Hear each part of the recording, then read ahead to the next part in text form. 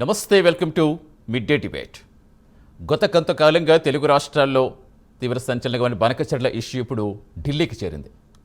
Banakacherla single ఎజెండాగా ఉంచాలని AP ప్రభుత్వం ఆల్రెడీ లేఖ రాసిన విషయం తెలిసిందే.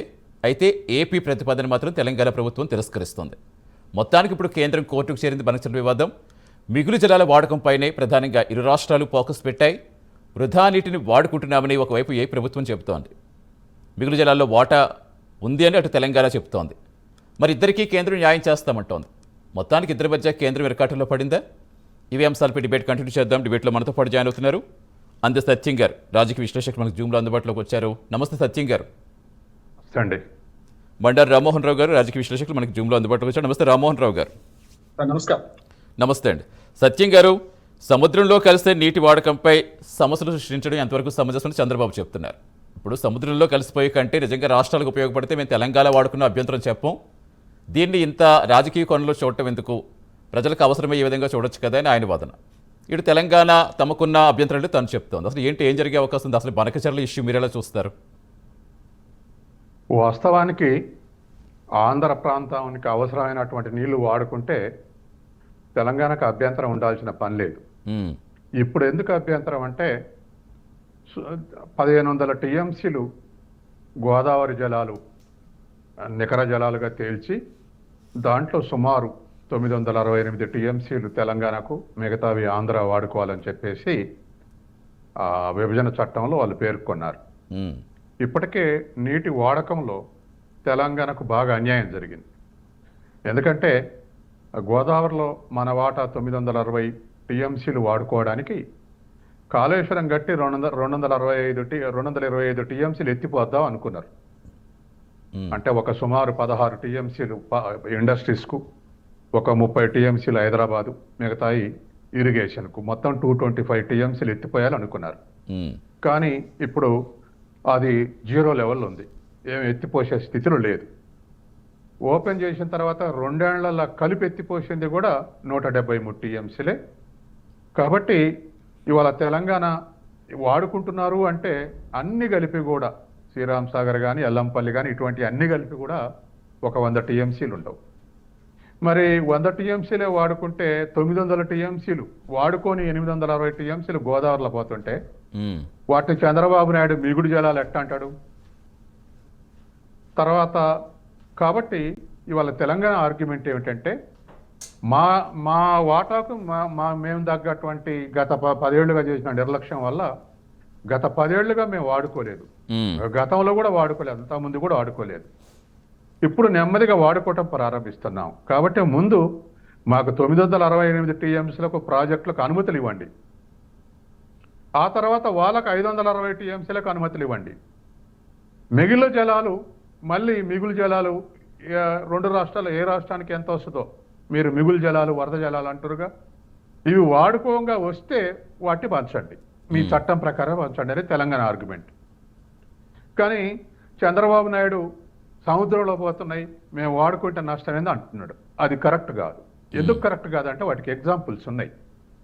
ఇవాళ కృష్ణా జలాలు దరిదాపు 811 టీఎంసీలో క్యాచ్మెంట్ ఏరియా తెలంగాణ 68% అయితే వాడుకుంటున్నాయి 34% నీళ్లు. ఆంధ్రలో 32% క్యాచ్మెంట్ ఏరియా ఉంటే వాళ్ళు దరిదాపు మిగతా 66% వాళ్ళు వాడుకునే పరిస్థితి ఉంది. కేటాయింపులు జరిగినాయి. తర్వాత నాగార్జున సాగర్ డ్యామ్ దగ్గర లెఫ్ట్ కెనాల్, రైట్ కెనాల్ కలిపితే కూడా అదొక 110 టీఎంసీ, ఇదొక 110 టీఎంసీ. తర్వాత ప్రకాశం బ్యారేజ్ దగ్గర 110 టీఎంసీ అలాట్ చేశారు. అంటే కుడికాలో కింద 110 టీఎంసీలు, ప్రకాశం బ్యారేజ్ దగ్గర 110 టీఎంసీలు పోతే ఇంకా మాకు వాడుకునే హక్కు ఉందని చెప్పేసి అసలు జల విద్యుత్ కోసం కట్టినటువంటి శ్రీశైలం ప్రాజెక్టుకు మేము మద్రాసుకు మంచినీళ్ళు, తర్వాత రాయలసీమకు మంచినీళ్ళ పేరిట ముందు 10,000 క్యూసెక్కులతోటి పోతిరెడ్డిపాడు దోయారు. ఆ తర్వాత అది 40,000 క్యూసెక్కులకు పెంచారు. ఆ తర్వాత ఇప్పుడు 80,000 క్యూసెక్కులకు పెంచారు. ఇప్పుడు 2 రాష్ట్రాలను అన్నపూర్ణగా మార్చినటువంటి నాగార్జున సాగర్ వాడుకునేదే 11,000 క్యూసెక్కులు, 11,000 క్యూసెక్కులు రోజువారీ ఫ్లో. కానీ పోతిరెడ్డిపాడు నుంచి 40,000 తీసుకోవచ్చు, 80,000 కూడా తీసుకునే కెపాసిటీని పెంచారు. తర్వాత అది నీటి ప్రాజెక్టు కాదు, విద్యుత్ శక్తి ప్రాజెక్టు. ఇవాళ తెలంగాణ ప్రభుత్వం పోయి పోతిరెడ్డి మీద యుద్ధం చేయాలన్నా లేదా మిలిటరీ యాక్షన్ దిగాలన్నా ఎట్లా ఆగుద్ది? వాళ్ళ ఆర్గ్యుమెంటు మాకు కేటాయింపులు 299 తెలంగాణకైతే మిగతా 500 చిల్లర మాకున్నాయి, మేము ఇంకో వాడుకోలేదు, అవి వాడుకుంటాం అంటారు. ఇప్పుడు తెలంగాణ పరిస్థితి ఏమైంది అంటే ముందు ఆ హ్యుమానిటీ తోటి ఆలోచించి ఆ తర్వాత చట్టబద్ధమైన హక్కు కావాలనేటువంటి పరిస్థితి ఎక్కడ చూసినా చూస్తున్నాం మనం. కాబట్టి ఒక జల విద్యుత్ ప్రాజెక్టుకు రంధ్రం పెట్టి మొత్తం దరిదాపు కృష్ణా బేసిన్ నుంచి మొత్తం రాయలసీమకు మిగతా బేసిన్కు తరలిస్తున్నారు. ఇప్పుడు కృష్ణా నుంచి 299 అలా వాడుకోనే లేదు, 230 వాడుకుంటున్నాం, ఇంకా కొన్ని ప్రాజెక్టులకు అడ్డంకి చెప్తున్నారు.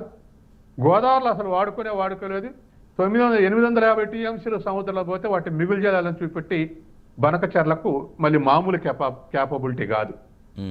వాస్తవానికి వాళ్ళు 200 టీఎంసీలు అని డిజైన్ అని చూపెడుతున్నారు, కానీ తవ్వుతున్నది మాత్రం 300 టీఎంసీలని. తర్వాత మనసులో అవసరమైతే 400 టీఎంసీలు వాడుకోవాలి వరదలు వచ్చినప్పుడు అనేటువంటి ఆలోచన ఉందనేది వార్తలు వస్తున్నాయి.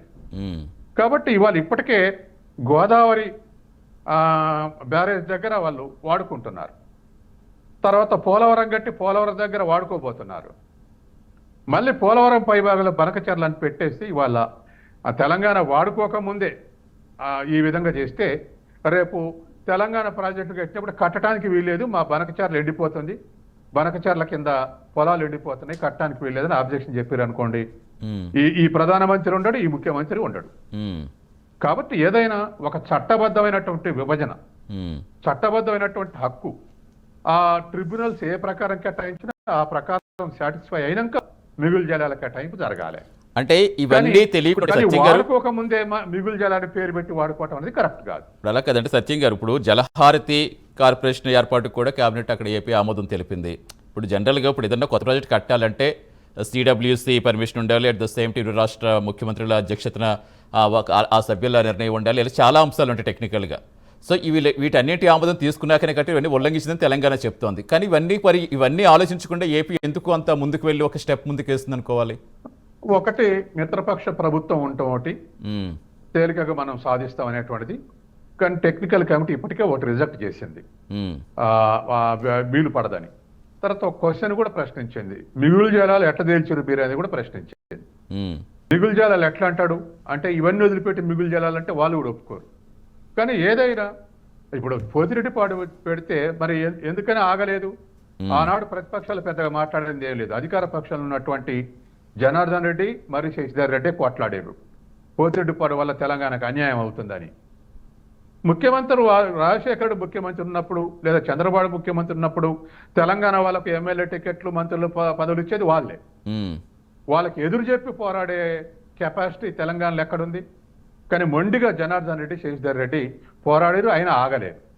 ఆ విధంగా ఇప్పుడు అసలు మొత్తం నాగానుసార ప్రాజెక్ట్ అనుకుంటే ఆడ వాడుకుంటున్నది 11,011 లెఫ్ట్ కెనాల్ 11,000 క్యూసెక్కులు, రైట్ కెనాల్ 11,000 క్యూసెక్కులు. మళ్ళీ లెఫ్ట్ కెనాల్ 11,000 క్యూసెక్కులు కూడా 1/3 మళ్ళీ ఆంధ్రాకు పోతాయి, కృష్ణా వెస్ట్ గోదావరి జిల్లాలో పోతాయి. కాబట్టి కృష్ణా జిల్లాలో ఎట్లయితే ఎంత దారుణమైనటువంటి అన్యాయం జరుగుతుందో రేపు గోదావరిలో కూడా అదే జరిగేటువంటి అవకాశం ఉంది. అందుకని ఆ చట్టబద్ధంగా ఇప్పుడు ఆంధ్ర మళ్ళీ వేరే వాళ్ళు ఆంధ్ర వ్యతిరేకత రెచ్చగొట్టినట్టు నేను ఆ ఆస్పెక్ట్లు చెప్పట్లేదు, ఆ ఆస్పెక్ట్లో నాకు అసలు లేదు. ఒకటే ఏమిటంటే తెలంగాణకు న్యాయం జరిగినాక, ఆంధ్రాకు న్యాయం జరిగినాక ఆ తర్వాత మిగులు చేయాల్సండి. ఇప్పుడు దరిదాపు 13 నుంచి 14 లక్షల ఎకరాలు అంటారు, కానీ ఇంకెక్కువ సాగు అవుతుంది ధవళేశ్వరం బ్యారేజ్ కింద. అంటే దరిదాపు ఒక టీఎంసీకి 10,000 ఎకరాలు సాగు అయింది. ఆ లెక్కల ప్రకారం చూసినా 140 టీఎంసీలు వాడుకుంటున్నట్టే గోదావరి బ్యారేజ్ ద్వారా. తర్వాత మళ్ళీ రేపు 250 టీఎంసీలు నిల్వ చేయడానికి మన ఇది పోలవరం కడుతున్నారు. దానికి లెఫ్ట్ రైట్ కెనాలకు ఉత్తరాంధ్రకు తర్వాత దక్షిణ ఆంధ్రకు అది ఉపయోగపడుతుంది. అది కాక మళ్ళీ ఇంకా అంటే ఈ లోపు వాళ్ళ 500 టీఎంసీలు అయిపోతే ఈ 900 టీఎంసీలు వాడుకునే స్థితి తెలంగాణకు ఉంటుంది. అందుకని ఇవి ఏదేమైనా అంతర్జలాల ఇప్పుడు ఎప్పుడో ఏర్పడిన రాష్ట్రాలకే కావేరీ జలాల మీద ఇప్పటికీ 3 రాష్ట్రాలకు తగాదాలు కొనసాగుతున్నాయి. ఈ తగాదాలను శాశ్వతం చేయటం కరెక్ట్ కాదు. ఇక ఏం చేస్తారు రాజకీయ పార్టీలు? ఏం చేస్తారు? రెచ్చగొట్టి ఎలక్షన్లకు గెలవడానికి ప్రయత్నం చేస్తారు. దీన్ని 50 ఏళ్ళు అట్నే సస్టైన్ చేస్తారు. ప్రజల సమస్యలు ఏమి వెనకబడతాయి. ఆ మనం చూశాంగా రేపు పోలింగ్ గనంగా తెలంగాణలో నాగార్జున సాగర్ మీదకి వచ్చినటువంటి ఆంధ్ర పోలీసులు వచ్చినటువంటి స్థితి, తెల్లారి వరకు పోలింగ్ మొదలయ్యే వరకల్లా రెచ్చగొట్టాలనే ఉద్దేశంతో అది జరిగింది. కాబట్టి ఇటువంటి అన్ని రాంగ్ ట్రాకులు నడపడానికి ఇవన్నీ ఉపయోగపడతాయి. కాబట్టి సైంటిఫిక్ గా ట్రిబ్యునల్ ఎట్లా ఆలోచిస్తాయో ఇవాళ మిగతా ప్రభుత్వాలు కానీ కేంద్ర ప్రభుత్వం కానీ అలా ఆలోచించాల్సినటువంటి అవసరం ఉంది. తెలంగాణకు అన్యాయం జరగకుండా చూడాల్సిన అవసరం ఉంది. మిగులు తెలిస్తే అప్పుడు మళ్ళీ ఇద్దరు వాడుకోవచ్చు. రైట్. రామ్మోహన్ గారు, సో ఇప్పుడు సత్యం గారు చెప్పినట్టుగా ఎప్పుడో ఉన్న రాష్ట్రాలకి అంతర్రాష్ట్ర జల వివాదాలు ఏ స్థాయిలో ఉంటాయో మనకు తెలియంది కాదు. ప్రతి దానికి కూడా అంతర్రాష్ట్ర జలాలకు సంబంధించి చాలా పెద్ద ఎత్తున యుద్ధాలు జరుగుతాయి. సో అలాంటిది ఇంకా విభజన సమస్యలే మనకి ఇంకొక పరిష్కారం, ఇంకా చాలా అంశాలు ఇంకా అలాగే ఇంకా మిగులు సమస్యలుగానే మిగిలిపోతున్నాయి. ఇక ఈ కొత్త జలాల సమస్య అనేది ఇంకా అసలు ఎప్పటికీ ఎండకాడు పడుతుందో తెలియని ఒక సందిగ్ధ ప్రశ్నలాగే మిగిలిపోతుంది. అంటే ఇప్పుడు ఎలా చూడాలి? ఇప్పుడు ఇటువైపు తెలంగాణలో చూస్తే కేసీఆర్ సర్కార్ 10 ఏళ్లుగా దారుణ విఫలమైందని కాంగ్రెస్ చెప్తుంది. మరోవైపు సీఎం రేవంత్ రెడ్డి గురుదక్షిణగా చంద్రబాబు సమర్పించుకుంటానని బీఆర్ఎస్ అంటోంది. సో అది రాజకీయ కోణం పక్కన పెడితే నిజంగా ఈ వరద జిల్లాలో ప్రతి సంవత్సరం మనం చూస్తూ ఉంటాం, చాలా భారీ ఎత్తున వర్షాలు కురిస్తే భారీగా వరద వస్తున్న నేపథ్యంలో సముద్రం నీరు మొత్తం సముద్రం పాలవుతోందని మనం అనుకుంటూనే ఉంటాం. నిజంగా నీరు ఉపయోగించుకునేలా ఇరు రాష్ట్రాలు కేంద్రంతో ఆ సమస్య కన్నా సొల్యూషన్ దొరికే విధంగా అసలు ఎక్స్పెక్ట్ చేయొచ్చా? సతీష్ గారు, మీకు అట్లాగే మన సత్యం గారికి అట్లాగే చెప్పండి. రెండు విషయాలు ఉంటాయి. చెప్పండి. రెండు విషయాలు అంటే విన్ విన్ సొల్యూషన్ ఆలోచించకుండా ఎట్లా చేస్తున్నారంటే ఉభయ వర్గాలు అటుపక్క ఆంధ్రప్రదేశ్ తెలంగాణ రెండు కూడా ఈ దోనాలు అడేతో తీనొక ఫాయిదా పోతా అన్నట్టు ఇద్దరు, అక్కడ జగన్మోహన్ రెడ్డి చంద్రబాబు నాయుడు, ఇక్కడేమో కేసీఆర్ రేవంత్ రెడ్డి, ఈ ఇద్దరు కొట్లాటల వల్ల కేంద్ర ప్రభుత్వం దీని మీద చాలా నాటకాలు అవుతున్నాయి. నాటకాలు అంటే కేంద్ర ప్రభుత్వం విభజన హామీలు అమల్లో కానీ ఇవాళ నదీ జలాల పంపకాల్లో కానీ చాలా ఎంత దుర్మార్గం చేస్తున్నారంటే ఇవాళ ఇప్పటిదాకా ముఖ్యమంత్రులు కూర్చోబెట్టుకుని కొంచెం న్యాయం అంటే తొందరగా చేశారంటారు. ఇవాళ ముఖ్యమంత్రులు కూర్చోబోతున్నారు, రేపు కూర్చోబోతున్నారు. దాని సంగతి మాట్లాడితే తప్ప సాధ్యం కాదు. ఒకటి గోదావరి తీసుకుందాం. గోదావరి బేసిన్ మనకచెల్ల కట్టడం కనుక గోదావరి నుంచి మొదలు పెడితే మనకు మహారాష్ట్ర, తర్వాత తెలంగాణ, తర్వాత ఆంధ్రప్రదేశ్ వస్తాయి ఈ వరుస క్రమంలో. మహారాష్ట్ర జలాలతో సహా మిగులు జలాలను తేల్చాలంటే ఏం చేయాలంటే పారేవన్నీ మన మెరిసేదంత బంగారం కాదు, పారేవన్నీ మిగులు జలాలకు కావు. ప్రతిసారి 1500, 2000 టీఎంసీలు, 3000 టీఎంసీలు ఇట్లా పడితే అట్లా మాట్లాడుతున్నారు. కానీ ఒరిజినల్ గా మొన్న రేవంత్ రెడ్డి అన్న మాటతో నేను చూపిస్తున్నా. ఎందుకంటే మొదలు అది కూడా అందులో తప్పే, బేసిజాలు లేవు, బేసిన్లు బేసిజాలు లేవు అని ఆయన తప్పే. ఈయన మాకి ఇచ్చి మీ ఎంతైనా తీసుకుపోండి అంటాడు, ఇది కూడా తప్పే. మిగులు దరిదాపు 13 లక్షల ఎకరాలకు అక్కడ కేటాయింపులు ఉన్నాయి. కేటాయింపులు ఉన్న తర్వాత కూడా మరి పులిచెంతల డ్యామ్ బ్యాలెన్సింగ్ రిజర్వాయర్ కట్టారు. బ్యారేజ్ దగ్గర ఉండేటువంటి నీళ్లు సరిపోవు, మాకు బ్యాలెన్సింగ్ రిజర్వాయర్ కట్టారు. కట్టే దరిదాపు 18,000 ఎకరాలు నల్లగొండ జిల్లా భూములు మునిగిపోయినాయి. కానీ ఒక్క టీఎంసీ కూడా తెలంగాణకు రావు దాంట్లో నుంచి నీళ్లు. కేవలం ప్రకాశం బ్యారేజ్కి బ్యాలెన్సింగ్ రిజర్వాయర్ కట్టారు. అట్లనే ఇంతకుముందు మన బండారు అన్నట్టు పైనుంచి నీళ్ళు వస్తాయి అనుకుని వరద జలాలు మీకైనా సాంబరపడిపోయారన్నప్పుడు ఆ తర్వాత వస్తాయి అన్న తర్వాత వాడుకోరు అన్న తర్వాతనే అల్మట్టి పెంచడమే కాదు, తుంగభద్ర డ్యాం కాదు, తుంగభద్ర డ్యాం పైన ఉన్నటువంటి తుంగ మీద ఒక డ్యామ్ కట్టారు, తర్వాత భద్ర మీద ఒక డ్యామ్ కట్టారు. అంటే ఎక్కడికక్కడ నీళ్లు నిలిచిపోయినాయి. ఇవాళ కృష్ణా బేసిన్లో నీళ్లు లేవు. ఇవాళ యాజాన్ టుడే నాగార్జున సాగర్లో నీళ్లు నిలవడానికి సుమారు 540 దగ్గరే ఉన్నాయి. ఫుల్ స్ట్రెంత్ 592 వరకు నిండాలి. శ్రీశైలం కట్టేసారు. శ్రీశైలం కట్టేస్తే శ్రీశైలం నుంచి పోతిరెడ్డి త్వర వాడుకుంటారు, కానీ మినిమం లెవెల్ని కూడా పెంచుకున్నారు వాళ్ళు. ఏదో పలానా 540, 560 దగ్గర వాడుకోవాలనుకుంటే కింది వరకు వాడుకునేటట్టు జీవోలు ఇష్యూ చేశారు. అడుగంట జలాలు కూడా వాడుకునేటువంటి పరిస్థితి ఉంది. పైన డ్యాములు కట్టారు, తుంగభద్ర పైన డ్యాములు కట్టారు, కృష్ణా పైన డ్యాములు కట్టారు కర్ణాటకలో. తర్వాత శ్రీశైలం నుంచి రంధం పెట్టి పోతిరెడ్డిపారు అన్నారు. ఇప్పుడు నాగార్జున సాగర్లో నీళ్లు. అందులో కూడా 30వ భాగం మళ్ళీ ఆంధ్రప్రదేశ్కే. అటు 110 టీఎంసీ ఇక్కడ కూడా ఉన్న దాంట్లో 30% ఆంధ్రకి. కాబట్టి వాళ్ళు ఉన్నట్టు తర్వాత వ్యర్థ జలాలని చెప్పేసి అట్లాగే ఇవాళ పులిచెంతల బ్యాలెన్సింగ్ రిజర్వాయర్ కట్టారు 45 టీఎంసీలు. అందుకని తెలంగాణకు తీవ్రమైనటువంటి అన్యాయం జరుగుతుంది. నోటి మాటలుగా ముఖ్యమంత్రి మాటలు చెప్పాడు కాబట్టి ముఖ్యమంత్రిని గౌరవించాలనో, లేదా మా ప్రభుత్వం ఉంది కాబట్టి మా ప్రభుత్వం గౌరవించాలని కేంద్ర ప్రభుత్వం, లేదా కేంద్రం ఇష్టమైన పడ్డ రాష్ట్రాలు ఉన్నాయో ఇటువంటి నిర్ణయాలు తీసుకుంటే భవిష్యత్తులో ఈ తగాదాలు శాశ్వతం అవుతాయి. ఇట్ని రెచ్చగొట్టి పబ్బం గడుపుకునే వాళ్ళు రాజకీయాల్లో రాజకీయ పార్టీలు ఉంటాయి. మ్మ్. ఇది నిరంతరం కొనసాగుతూనే ఉంటది. అంటే మరి కాబట్టి ట్రిబ్యునల్ ఆనాడు- బోర్డ్స్ ఏర్పాటు చేసినప్పుడు ఏ నది కా నది, కృష్ణా నది యాజమాన్య బోర్డు అంటారు, గోదావరి యాజమాన్య బోర్డు అంటారు, ఇలా ఏ నది కా నది గీసినప్పుడు అసలు ఆ నదికి సంబంధించి జలాలు ఎక్కడికి వెళుతున్నాయి, ఆ జలాలు ఏ రాష్ట్రానికి ఎంత ఇవ్వాలి అనేది ఒక టెక్నికల్గా అన్ని అంశాలతో ఉన్నప్పుడు ఎందుకు దాన్ని పట్టించుకోవడంలో అధికారులు కూడా వైఫల్యం చెందుతున్నారా? అంటే వాళ్ళు పర్యవేక్షణ లోపం ఏమైనా ఎక్కువ కనిపిస్తుందా? రివర్ మేనేజ్మెంట్ అంతా వాటర్ రెగ్యులేటింగ్. ఆ. వాళ్ళకు ఎవరికి ఎంత వాటర్ అనేది తెలిసే అధికారం వాళ్ళ చేతులు లేదు, ట్రిబ్యునల్ చేతుల్లోనే ఉంది. మ్మ్. కాబట్టి వాళ్ళ రాష్ట్రాలు విభజన అయినాయి కాబట్టి మళ్ళీ ట్రిబ్యునల్స్ వెంటనే తీర్పిస్తే మంచిది. తెలంగాణ ఆంధ్ర ఎంతెంత వాడుకోవాలి అనేది. మ్మ్. ఇప్పుడు తాత్కాలికంగా వాడుకునేది ఎంత అని తేల్చారు అనుకోండి, దానికి చట్టబద్ధత కావాలి. ఒక రాష్ట్రం వాడుకోకముందే ఇంకో రాష్ట్రం మొత్తం వాడుకుంటామంటే అది రేపు చట్టబద్ధంగా గొడవలకు దారితీస్తుంది. ఇప్పుడున్న పరిస్థితి మళ్ళీ వస్తుంది. మ్మ్. ఎందుకంటే తెలంగాణ ఎకానమీ డిసడ్వాంటేజ్ ఉంది గతంలో, రీజియన్ గా పొలిటికల్ లీడర్షిప్ వీక్ ఉంది. మ్మ్. తర్వాత ప్రకృతి పరంగా కూడా డిసడ్వాంటేజ్లు ఉంది. గోదావరి కృష్ణ కూడా మన దగ్గర దరిదాపు 400-500 అడుగుల లోతు నుంచి ప్రవహిస్తాయి.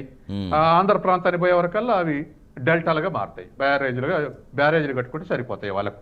ఇవాళ కృష్ణ కానీ పోలవరం కూడా ఆనాడు చెప్పింది అదే, తెలంగాణ భూములు 3 లక్షల ఎకరాలని మునిగిపోతుంది, అందుకని 7-8 బ్యారేజీలు కట్టుకోండి అని సలహా ఇచ్చారు. మ్మ్. తర్వాత ఆంధ్ర నుంచి కూడా, ఆంధ్ర యూనివర్సిటీ నుంచి ఉన్నటువంటి శివాజీరావు ప్రఖ్యాత ప్రకృతి శాస్త్రవేత్త, శివాజీరావు కూడా డ్యాముల వయస్సు యావరేజ్ 200 సంవత్సరాలు ఉంటుంది, అది గనక ఎప్పటికైనా ఒక 2-4 తర్వాత వెళ్ళిపోతే కింద రాజమండ్రి నుంచి నరసాపురం వరకు ఏ టౌన్ ఉండదని చెప్పి హెచ్చరిక చేసిండు. మ్మ్. చిన్న చిన్న బ్యారేజ్లు కట్టుకోవటం ఉత్తమం అన్నారు. కానీ ఎవరి మాట ఎవరింటారు? కాబట్టి ఇక్కడ కృష్ణా నది మీద పులిచెత్తల కడితే 18,000 ఎకరాలు మునిగిపోయింది. ఇవాళ పోలవరం కడితే తెలంగాణ అదే 3 లక్షల ఎకరాలు మునిగిపోయింది. అవి కూడా ప్రకృతికి సంబంధించినటువంటి అడవులు.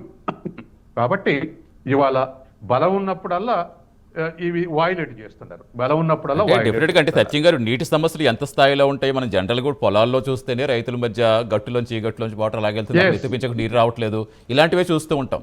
మామూలుగా చిన్న చిన్న గ్రామాలు కావచ్చు, ఎక్కడ కావచ్చు, అలాంటిది ఇన్ని కోట్ల మంది ప్రజలతో ముడిపడిన అంశం ఇన్ని రాష్ట్రాలకు సంబంధించినప్పుడు డెఫినెట్గా ఆ స్థాయిలోనే ఉంటూ ఉంటాయి ఇష్యూస్. అంటే ఇప్పుడు మీరు ఇందాక చెప్పారు డ్యామ్ ఎత్తులు పెంచుకుంటున్నారు, డ్యామ్ ఎత్తులు పెంచుకోవడంతో వాటర్ రావట్లేదు అని. అలాగే ఇప్పుడు ఈ ఒక్కొక్క నదికి సంబంధించి 4-5 రాష్ట్రాలు ముడిపడి ఉంటాయి. ఇప్పుడు ఎక్కడ ఏది చేపట్టాలన్నా అందరి అనుమతి తీసుకోవాల్సిన అవసరం ఉంటుంది కదా. అంటే అందరూ దానికి అంగీకరిస్తున్నారా, లేదంటే మీరు చెప్పినట్టుగా రాజకీయ పబ్బం కోసం ఎవరికి వాళ్ళు ముందుకు వెళ్ళిపోతే ఇలా సమస్యలు సృష్టిస్తున్నారా? ఇప్పుడు రాజకీయ పార్టీలు కొన్ని సమస్యలు ఎదురవుతాయండి. సపోజ్ ఇది న్యాయం కాదు బీజేపీ అన్నదనుకో, అమ్మో మా పార్టీకి ఆంధ్రాలో నష్టం జరుగుతుంది అనుకుంటది. అవును. నేషనల్ పార్టీకి డిసడ్వాంటేజ్ ఉందని ప్రాంతీయ పార్టీ బీఆర్ఎస్ రెచ్చగొట్టింది అనుకోండి, ఇగో మేము చెప్పిన మేము బోనియొద్దంటే ఇగో వీళ్ళందరూ కుమ్మక్కై బోనిస్తారు అంటారు. అట్లాగే ఆంధ్రాలో అట్లాగే రేపు జనసేన కూడా అగ్రెసివ్ మాట్లాడొచ్చు, తెలంగాణ అవసరం లేదనుకొని. కాబట్టి ప్రాంతీయ పార్టీలు జాతీయ పార్టీల యొక్క పొందికతోటి నడుస్తున్నాయి. కాబట్టి ఈ పంపిణీలో మళ్ళీ వాళ్ళ పార్టీలు వాళ్ళ ప్రభుత్వాలు ఓడిపోకుండా చూసుకోవాలి, ప్రజాభిప్రాయం వ్యతిరేకంగా ఉండకుండా చూసుకోవాలి. తర్వాత వీటిని గమనించినటువంటి రాజకీయ పార్టీలు రెచ్చగొడుతున్నాయి. కాబట్టి వీటన్నిటిని గమనంలో తీసుకొని మరి తీర్పులు ఇవ్వాల్సినటువంటి అవసరం ఉంది. కాబట్టి వాళ్ళ ఢిల్లీకి మన ఇద్దరు ముఖ్యమంత్రులు పోయినా ఆ డెసిషన్ గనక ఏ రాష్ట్రానికి ఫేవరబుల్ గా రాకపోయినా ఆ రాష్ట్రాలు రెచ్చగొడతారు. కాబట్టి ఆ కేంద్ర మంత్రి ముఖ్యమంత్రులు కాకుండా రెండింటికి కూడా ట్రిబ్యునల్సే తేల్చాల్సినటువంటి అవసరం ఉంది. తర్వాత ఆ రూల్స్ కూడా ఫ్రేమ్ చేయాల్సిన అవసరం ఉంది. ఎప్పుడు వరద జలాలు ఎప్పుడు వాడుకోవాలి, అసలు జలాల కేటాయింపులు పూర్తయినాక వాడుకోవాలా, ముందే వాడుకోవాలి. ముందే వాడుకుంటే కౌంటర్ గ్యారెంటీ ఇవ్వాలన్నా, సంతకాలు పెట్టాలన్నా, వాడుకున్న రాష్ట్రాలకు కౌంటర్ గ్యారెంటీ ఇవ్వాలన్నా, మా భవిష్యత్తులో వాడుకోవడానికి మాకు అభ్యంతరం లేదు, ఏ ఆడేముకు వాడుకుని ఏం అభ్యంతరం లేదన్నటువంటి కౌంటర్ గ్యారెంటీ ఏమన్నా ఇవ్వాలన్నా. ఇవన్నీ మళ్ళీ చట్టం ముందు నిలబడాలి, సుప్రీంకోర్టు ముందు నిలబడాలి, ట్రిబ్యునల్స్ ముందు నిలబడాలి. కాబట్టి ఆ ఆస్పెక్ట్ లో ఆలోచించి న్యాయం చేసుకోవాలి తప్ప ఈ రెచ్చగొట్టుట్లు, తర్వాత ఆడబోయి వంకాయ కూర తిని వచ్చినావు, వచ్చి హైదరాబాద్ బిర్యానీ తిన, ఇవన్నీ వేస్ట్. అంటే రాజకీయ పార్టీలు అడ్వాంటేజ్ తీసుకోవడానికి అట్లా అంటుంటాయి, కానీ వాటి వల్ల కాదు. ఎందుకంటే ఆ మీదకు మీటింగులలో అలర్ట్ చేస్తే కుమ్మక్కు కావాలన్నా, ఫోన్ల మీద కూడా కుమ్మక్కు కావచ్చుగా, ఫోన్ల మీద కూడా మాట్లాడుకోవచ్చుగా. ఇదంతా రాజకీయ పార్టీలు బజారుకి ఏడ్చడానికి చేసేటువంటి ప్రయత్నాలు. డెఫినెట్గా రామ్మోహన్ గారు, ఇప్పుడు సత్యం గారు చెప్పినట్టుగా ఇది రాజకీయ పార్టీ సమస్యగా చూస్తే రాజకీయాలు ఏం స్థానైనా సరే వాళ్ళకి అనుకూలంగా మార్చే ప్రయత్నాలు చేస్తుంటే మనం చూస్తూనే ఉంటామేమో కూడా. ఇప్పుడు ఒక నదీ పరివాహక ప్రాంతం నుంచి ఈ పార్టీ వాళ్ళే ఉంటారు, ఈ నదికి సంబంధించి ఈ పార్టీ వాళ్ళు ఉంటారు అనేది లేదు కదా. అది ప్రజల సమస్య. ప్రజలకి ఆ దాహం తీర్చడం, ఆ ప్రజలు ఆ పంటని పండించే విధంగా భూమిని సస్యశ్యామలం చేయడం అజెండాగా తీసుకోవాలి. సో ఈ విధంగా చేయలేట అసలు ఏంటి ఇప్పుడు నిజంగా సిఆర్ పాటిల్ గారి అధ్యక్షతన సమావేశం జరగబోతోంది. అసలు ఏంటి బనకచర్ల విషయానికి తీసుకుంటే బనకచర్ల ముగింపు పలికే విధంగా ఇరు రాష్ట్రాలు ఏ సమన్వయంతో ముందుకు వెళితే ఈ సమస్య ముగుస్తుంది అనుకోవచ్చు? నికర జలాల్ని ఇద్దరికి సమానంగా ఎట్లా పంచే కార్యక్రమం మొదలు చేయాలి. నికర జలాలు తేల్చాలి. రెండో గతంలో మీరు చూడండి, నాగార్జున సాగర్, శ్రీశైలం, శ్రీరామ్ సాగర్ ఇవన్నీ ప్రాజెక్టులు కేంద్ర ప్రభుత్వం నిర్మించింది, రాష్ట్రాల మాట లేదు పెద్దగా. అప్పుడు నాగార్జున సాగర్ శంకుస్థాపన అప్పుడు ఇక్కడ బూరుగుల రామకృష్ణరావు గారు ముఖ్యమంత్రి, హైదరాబాద్ స్టేట్ కు, అక్కడ బెదవాడ గోపాల్ రెడ్డి గారు ముఖ్యమంత్రి. నడిచింది కదా, కార్యక్రమం నడిచింది కదా. అందుకే అట్లా చూసుకుంటే చాలా ఉన్నాయి. మీరు అంటే ఇప్పుడైనా ఏం చేయాలంటే శ్రీరామ్ సాగర్ అప్పుడు కూడా కేంద్ర ప్రభుత్వం నిర్మించింది, రాష్ట్ర ప్రభుత్వాల మీద పెట్టలేదు బాధ్యత ఎక్కడ కూడా. మొదటి దేశం అంతా నిర్మించింది. ఇవాళ చేయాల్సిన పని ఫస్ట్ నికర జలాలు తేల్చాలి. రెండవది ఏమైనా కానీ ఒక జాతీయ ప్రాజెక్ట్ పోలవరం ఇచ్చినట్టే తెలంగాణ ప్రాంతానికి గోదావరి మీద ఒక మన జాతీయ ప్రాజెక్ట్ ఇచ్చి, కృష్ణానది మీద ఒక జాతీయ ప్రాజెక్ట్ ఇచ్చి, ఉభయ కుశల కృష్ణానది మీద జాతీయ ప్రాజెక్ట్ ఏమో ఇద్దరికి మనకు వస్తుంది, అటు ఇటు పక్క రెండు ఇద్దరికి మనకు వస్తుంది. గోదావరి మీద ఇచ్చేది తెలంగాణకి మాత్రమే పనికి వస్తుంది, పోలవరం ప్రత్యామ్నాయంగా పనికి వస్తుంది. ఈ నిర్మాణం మొత్తం బాధ్యత వాళ్ళు తీసుకుంటే నికర జలాలు వాడుకునే ఏర్పాటు చేసినాక ఈ మిగులు జలాలు అంటారా ఎవరికి వాళ్ళకి వాటా తీసుకుంటారు. పక్క బేసిన్లకు పోయినప్పుడు కూడా ఆ వాటా మిగతా వాళ్ళకి వస్తుంది. అంటే ఈ పోర్ను ఏం చేయాలంటే ఇరు రాష్ట్రాల మధ్య పంచాయతీగా చూడకుండా కేంద్ర ప్రభుత్వమే తీర్చాలని నేను కోరుతున్నాను. డెఫినెట్గా సచిన్ గారు, డెఫినెట్గా రామ్మోహన్ గారు, ఎందుకంటే ఈ వరద జలాలు మిగులు జలాలుగా మార్చి అన్ని రాష్ట్రాలకి సమన్యాయం జరిగేలా ఉండాలని అందరూ బాగుండాలని కోరుకుందాం. Right, thank you so much అండి జాయిన్ అయినందుకు సచిన్ గారు, రామ్మోహన్ గారు. నమస్తే అండి. ఇది వాళ్ళ mid day debate. Keep watching Prime nine news. నిజం ఇదే మా ఇష్టం.